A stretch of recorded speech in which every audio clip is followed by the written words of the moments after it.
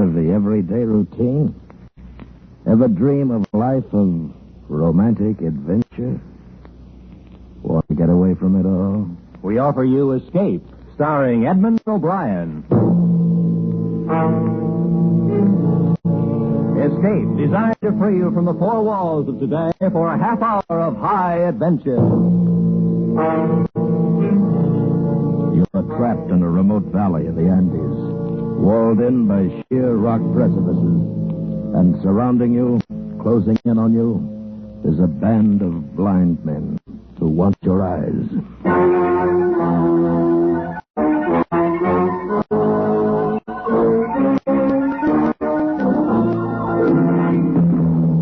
Today, with Edmund O'Brien as Nunez, we escape to the mountains of Ecuador and to a remarkable world where sight is unknown, as H.G. Wells imagined it in his gripping story, The Country of the Blind.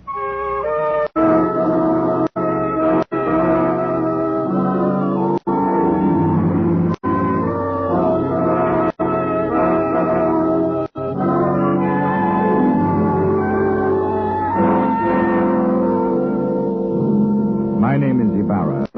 I'm a mining engineer in Quito, Ecuador, high in the towering Andes. Up until a year ago, my chief sport was mountain climbing. My last climb was an attempt to scale the remote and forbidding peak of Parascopetl, a 20,000-foot crag unconquered by man. It is unconquered still. 3,000 feet from the icy summit, we turned back and fled for our lives. All of us escaped except one, a guide named Nunez, who slipped over the frightful precipice and disappeared in the vast chasm yawning 10,000 feet beneath it. The horror of that man's fall has terrorized my dreams for a year. Because of it, I've forsaken mountain climbing for the rest of my life. And that decision still stands, even though today I have seen Nunez. He was sitting on the steps at my shack when I arrived at the mine this morning. At first, I didn't recognize him. He was so much changed. I thought he was some ragged beggar. Is it you, Senor Ibarra? My name is Ibarra, yes. What do you want? You do not know me, Senor?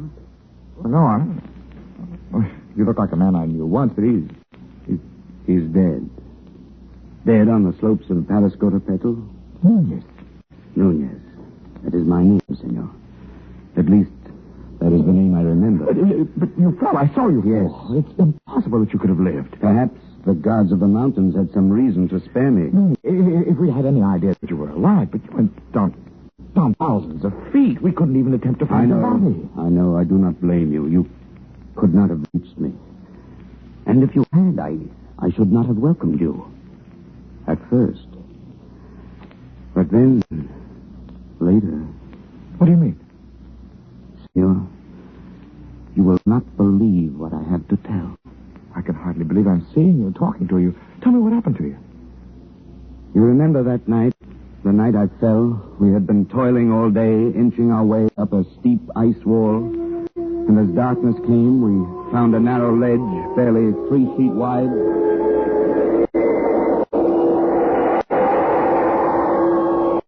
Not very wide, but we can get our shelter wall up and cross some of this way. That'll be welcome. Yes, but first we will rest a moment. Oh, look at that icy devil up there, glistening in the moonlight. There's another 3,000 feet of sheer ice wall. We'll have to cut our own holes from now on. There won't even be ledges like this, resting places. See why no one's ever made it. You think we ought to go on? I don't know. Nunez, what do you think? It is not my place to say, Senor. I was hired to go to the top. I agree. But what do you really think? If I believed in the gods of the mountain as the Indians do, I should be frightened now. Why? Because we have invaded the Forbidden Circle. This part of the Andes is unmapped and almost unknown, Senor. It is an easy thing to believe strange things in this white loneliness. Some of the legends are fascinating. I've heard of one, something about a hidden valley called the Country of the Blind. Yes, it's supposed to be somewhere down there, see? Far below it. A fertile valley which was settled many centuries ago and then cut off by the great landslide of a rock. But why the country of the blind? Well, even before it was cut off, the people developed a strange illness. All of them slowly went blind. After that, their children were born blind. The legend is that the valley was the home of the mountain god. It was too beautiful for human eyes. Odd. But then it's all nonsense. Oh, yes, it's nonsense. It would be pleasant to find it, though. You know the old proverb, in the country of the blind, the one-eyed man is king.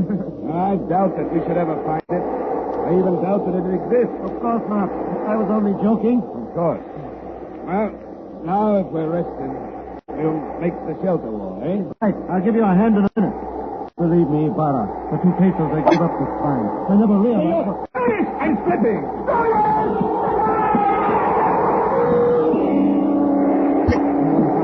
My foot slipped on the treacherous ledge, and I had gone over. I slid down the icy slope for perhaps 200 yards, digging frantically with my feet, with my hands, for some kind of hold. Then I went off, falling far out into the icy black night, falling down. I felt perhaps 1,000 feet, and then I felt a heavy, stinging impact of snow.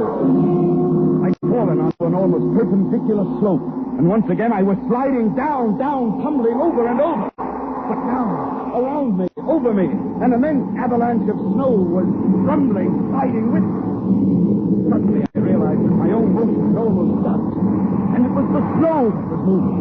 I was riding the avalanche. At almost the same moment, I went over the second peak. It was higher than the first, much higher, perhaps 4,000 feet. I fell with the snow for what seemed minutes, every second, expecting this terrible final impact. The impact never came. Miracle of miracles. That sheer wall blended almost imperceptibly into another slope. And again I was sliding. Gradually, as the arc of the slope caved in, I felt myself slow down. I was whirled along on top of the avalanche, and then, as it subsided, out onto the gentler snow, upon a gentler slope, and finally, I rolled to a stop and lay still.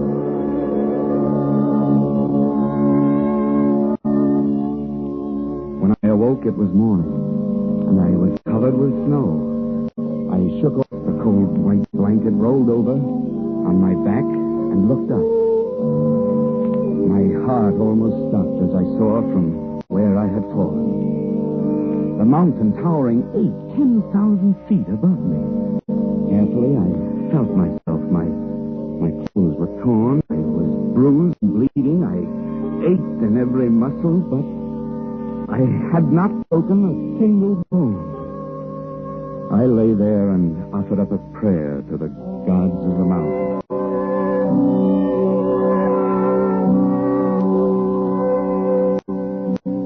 Far below me lay a lush valley sparkling in the morning sunlight.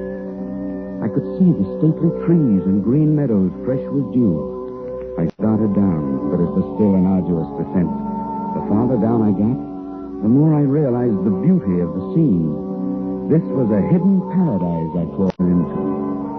And I was the first man ever to see it. So I thought. But I was wrong. I realized that first when I saw the cultivation in the meadows, and then the walks, well-kept stone walks laid in a symmetrical pattern all over the valley. And then I saw them. There were men and women lying under the trees, resting. Nearby, a collection of windowless huts marked the village, and the plastering of houses was done in a wild variety of colors. I thought to myself, the plasterer who did that must have been blind as a bat. Then I saw two of the men quite close to me. They were standing on a bridge over the little stream. They were dressed in odd, loose clothing, and there was a strange look about their faces. They failed to notice me as I approached until I shouted. Suddenly, they looked up attentively in my direction. I waved wildly at them, but they took no notice. Why, the fools must be blind. Blind? Could it be that I had fallen into the country of the blind? In the country of the blind, the one-eyed man is king. I walked towards the men by the stream, and I spoke to them. Hello. You needn't be afraid. I won't hurt you. I come in peace. It is a man.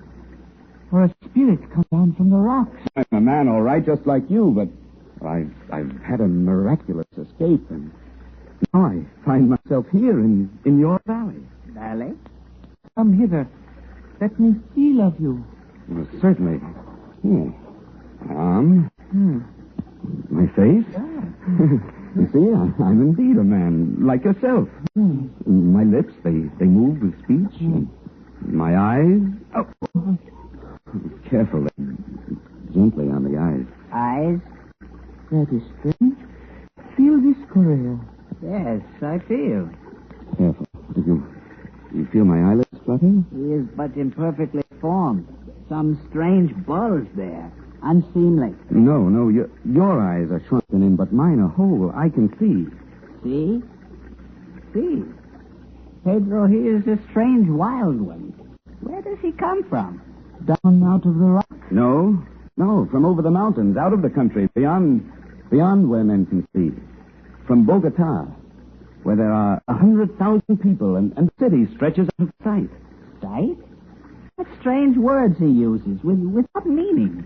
And feel the coarseness of his hair, like a llama's. Yes. And you have come into the world.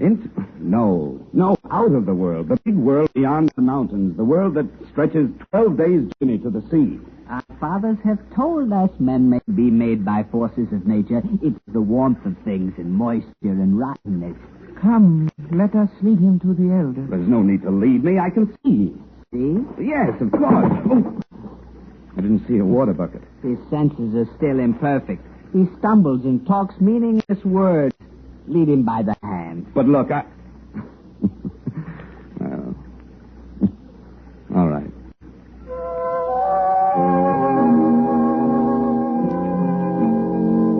These people had been blind for centuries. They had forgotten even the words associated with seeing. And they thought I was an idiot, only half formed. Especially when he led me into the pitch blackness of one of their windowless huts, and I stumbled over something. Oh, 1,000 pardons, Medina Sorote. It is nothing. He is a clumsy one. I'm sorry I fell down. I couldn't see in the darkness.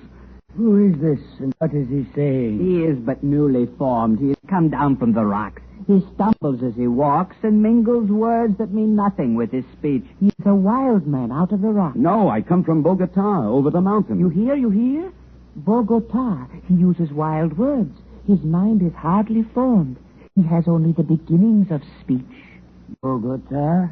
Yes, I come from the great world where men have eyes and see. That must be his name, Bogota. He stumbled twice as we came thither.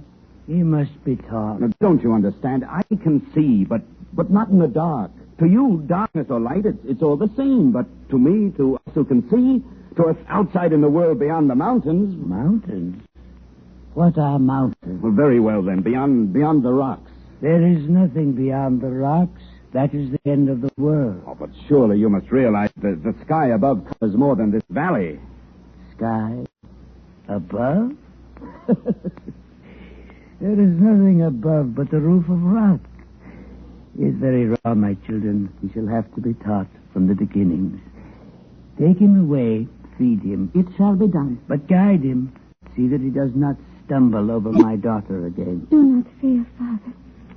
I shall guide him myself and feed him. Very well. Come, take my hand. Well, thank you. It'll be a pleasure to get outside again out of this darkness. Come this way. Thank you. What is your name? Medina Sorote. Mine is Juan Nunez. And I... sunlight. This is better. And now I... You're beautiful. I cannot tell what a wonderful thing you are to see. Please, I'm afraid for you. Afraid? Yes. You do not learn quickly. Speaking such strange words. They may not be so kind to you. They might be angry. They might even destroy you.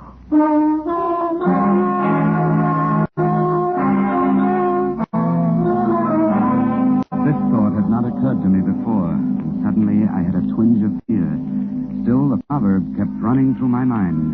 In the country of the blind, a one-eyed man is king. Try as I would, I could not make them understand my wonderful gift of sight. They simply could not comprehend it. Worse, they were not impressed. They thought me stupid and untaught, almost an idiot.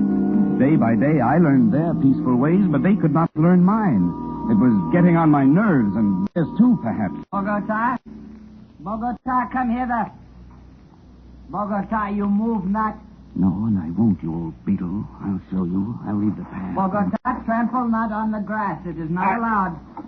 Well, how did you know I stepped on the grass? I heard, of course. Heard?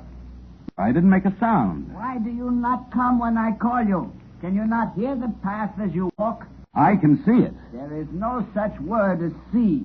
Cease this folly and follow the sound of my feet. My time will come. You will learn. There is much to learn in the world. Has no one ever told you, in the country of the blind, the one-eyed man is king? Blind? What is blind? Oh, never mind. Go on. Bogota, I must warn you. Just keep quiet and learn. And stop this nonsense about seeing. Nonsense, is it? Well, I'll show you. I've taken enough of your insults. Unformed mind, got no sense yet. I'll be king here. I can see and I'll be king. Bogota, stop it. No, I'm through with your orders. I'll show you what an advantage sight can be.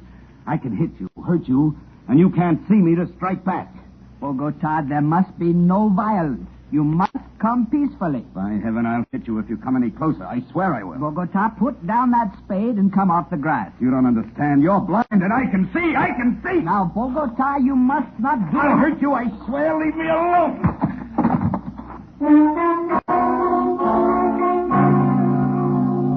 I hit his arm, turned, and ran over the wall, outside their valley, back to the rocks, to the precipitous cliff I'd come down. But when I reached that sheer rock wall, I knew there was no place to go. For 2 days and nights, I stayed outside the valley, hungry and cold. And I realized the hopelessness of my position. I was trapped. I must spend the rest of my life here. There was no way out. So I went back.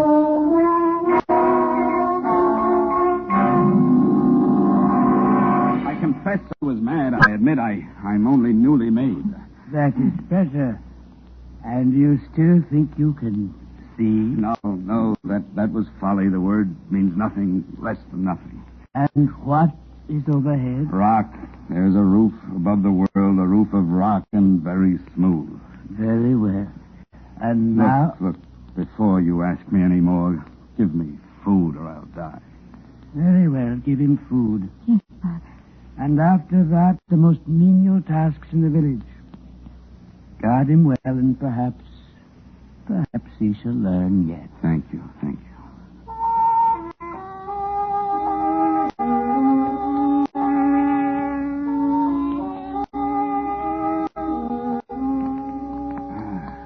That's better.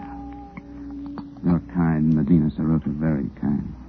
I am glad you came back. You are? If they were all like you, I should never have run away. What was that word you said I was? Beautiful. It means something nice. Something very nice. Medina Sarota, why is it you have no husband? I have a disfigurement. These long hairs. Your eyelashes? But they're beautiful. They're considered a disfigurement. Why, you're the loveliest girl in the valley. But they wouldn't know, would they? And so, you have no lover. No. Medina Sarota, what do you think of me? Do you think of me as an idiot like all the rest? Oh, no. You have much to learn, but you will learn, I'm sure. And you are kind and gentle, and your voice is soft. You speak the words that are soft and warm. No one has ever spoken such words to me. I shall speak often, Medina Sarota. You are the only one in this valley, in this world, I care for.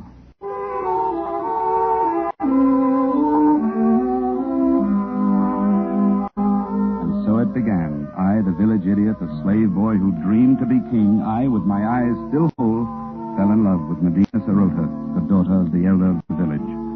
Only to her could I open my heart without fear.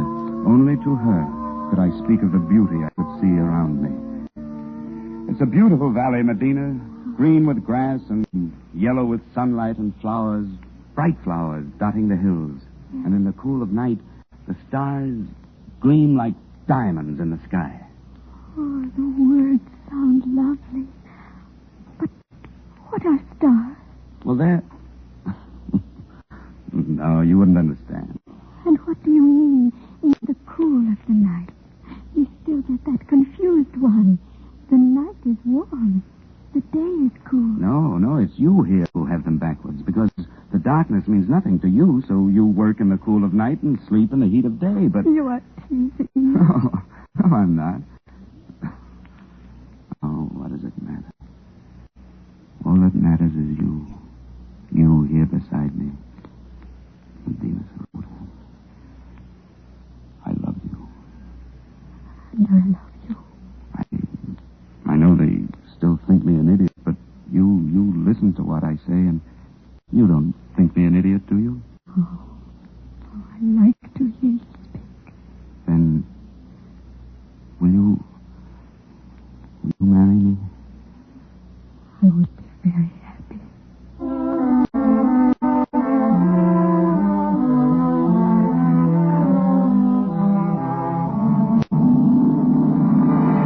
No, I will not have it. But, Father... He is an idiot. He has delusions. He cannot do anything But right. he is getting better. He's better than he was. And he is strong and kind. Stronger and kinder than anyone in the world. And he loves me. I love him. No, I will not have it. Great fire, if you please. Yes? What is it, good doctor? I have examined Bogota, and the case is clear to me. I think very probably he might be cured. Ah? And how might that be done? His brain is affected by something. I believe I know what it is. Those queer things he calls eyes. Where we have but an agreeable depression, he has great lumps. Consequently, his brain is in a constant state of irritation. But what can be done to cure him? It's a very simple surgical operation. To remove the cause of the irritation, we will merely cut out his eyes.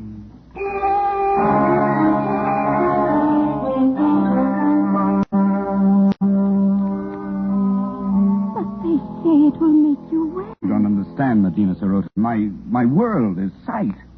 You wouldn't want me to lose my most precious possession. I don't know. Well, there are so many beautiful things to see. The flowers, the far sky with its drifting clouds, sunsets, stars, and you. Just to see you, it's good to have sight. And I would never see you again. I wish sometimes you would not talk like that. Like what? I know it's pretty. It's your imagination. I love it. But now... Now? You want me to... Medina Sarota, if I were to consent to this... Oh, if you would, if only you would. What else can I do? My dearest one. My dearest with a tender voice. I should repay you. Oh, Medina. Be brave. Carry my voice in your thoughts.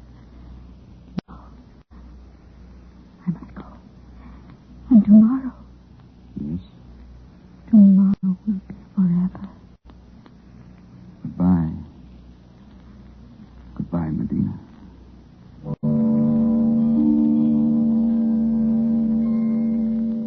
I suppose I knew it then when I said that. I only meant to go up on the rocks and look out over the valley, to spend my last day feasting my eyes on the wonderful, beautiful world of light and color. But when I got there, it was too beautiful, too lovely.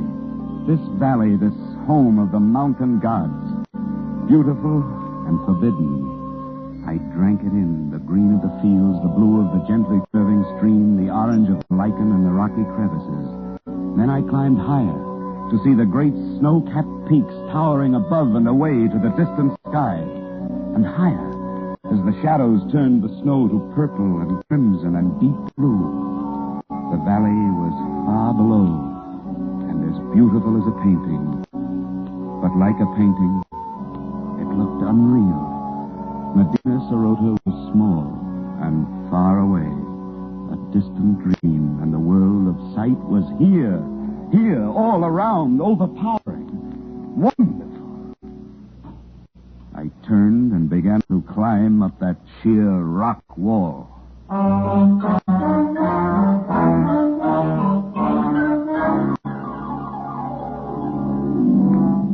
How many months it took me to make my way out over those mountains, over glaciers and snowfields and sheer precipices, I cannot guess. How I lived through the cold and the hunger of it, I cannot tell you. But I am here at last, back from the country of the blind. Good heavens, man. What an experience. Terrible and wonderful. But you're not sorry you came back. Sorry? I see her face clearly now. It's the only thing I see. Nunez, come. You need food. Here, take my hand. Thank you. Where is it, Senor Ibarra? Nunez. Yes, the gods of the mountains have had their revenge. Those months of crawling over the snow and ice with the sun glaring down, yes, I am blind.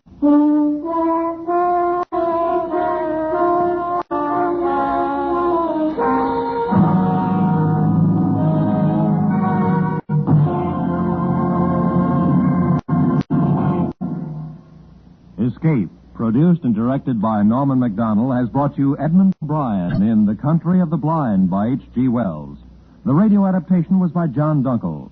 Featured in the cast were Barry Kroger as Ibarra and Peggy Weber as Medina Sarotta, with Harry Bartell, Byron Kane, Edgar Barrier, and Wilm Herbert. The special musical score was conducted by Leith Stevens.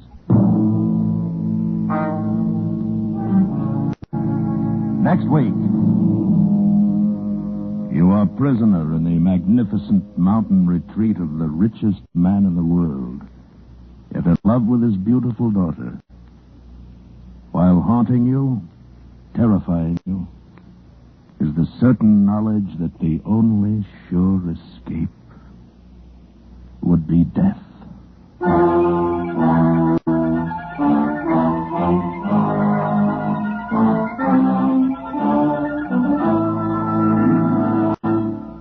Next week, Escape with F. Scott Fitzgerald. Amazing story, The Diamond as Big as the Ritz. Good night, then, until this same time next week, when once again CBS offers you Escape.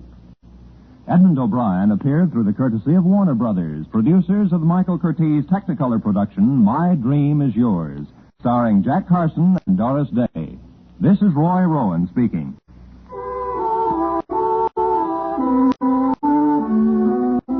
In just a few moments, the laughs start rolling on CBS's great Sunday Night of Stars. Within the next 2 hours, 5 of America's top comedians will unroll their newest wares. Lum and Abner, Amos and Andy, and Jack Benny. Nowhere else in radio will you find such superb and varied comedy as in this 2-hour period. Lum and Abner and Amos and Andy will be heard over most of these same CBS network stations. And now, stay tuned for the Jack Benny Show, which comes to you over most of these stations with the heart